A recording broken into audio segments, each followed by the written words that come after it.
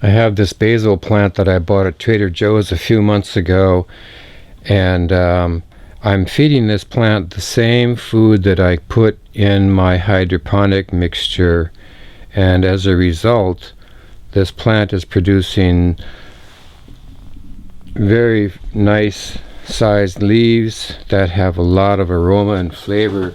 Here's my hand. By comparison, I have big hands, but these are really big leaves, and the people that I've shared these with have just been blown away by the aroma and flavor of these things. Some time ago I saw a video about a hydroponic operation in Iowa that says that they can sell all the basil that they produce, which leads to a question of why don't they produce more. Other videos suggest that basil is a high value crop and something that any person who wants to make some money doing farming in this day and age might want to consider. So based on this, the next idea I have is that I would see if I could propagate this basil hydroponically. I do have a couple of plants outside started from seeds, but it is certainly more efficient if you can cut a sprig off somewhere in here and turn it into a whole plant hydroponically. Here is the first hydroponic basil shoot that I started. It's looking pretty good. I actually made this cutting on the 6th of April, so at this point in time it's now the 1st of May, so this is 22 days old or so. And this is the little bundle of roots that this shooting currently has. I first noticed these roots at about 20 days in or so. Something else to keep in mind is that this plant is set into a foam block, a piece of polyurethane foam, and in a few seconds I'm going to show you the whole process for doing this. So the process begins by nipping off a branch like this.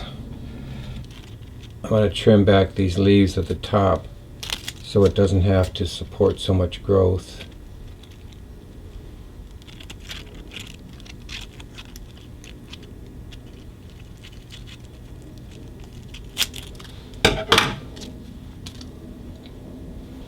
And also this little sprout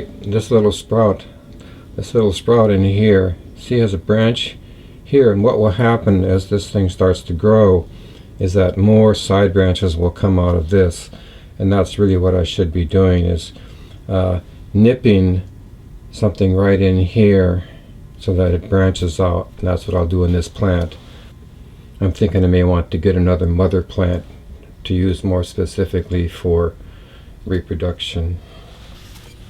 The next thing is to take a sharp knife and just cut this stem at an angle to kind of expose more area.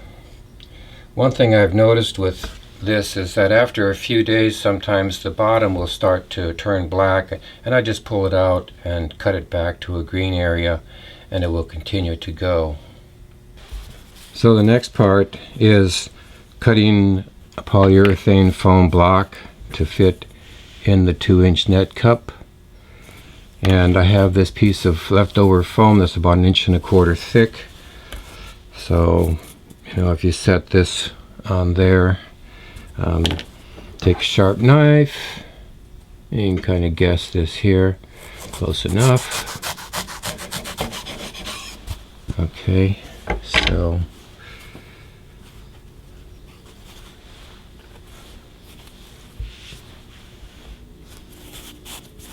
that'll fit in there nice and tight. So the next step is just to take the knife and cut a slit about halfway through this. You take the plant, support it in the slit.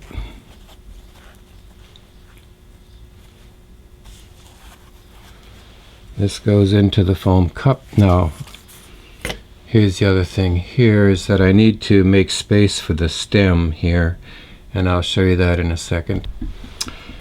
As I did on a previous video, I'm just snipping away the central webbing here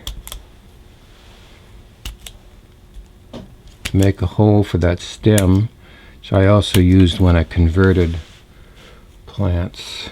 Okay, there you see. Okay, so now this whole thing just goes in like this with the stem down the middle.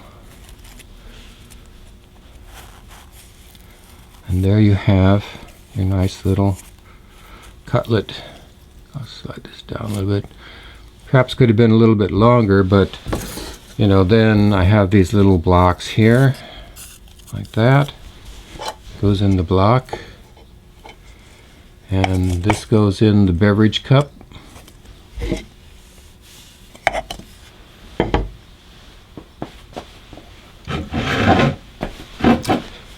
And the beverage cup gets filled up with hydroponic solution up to the level now.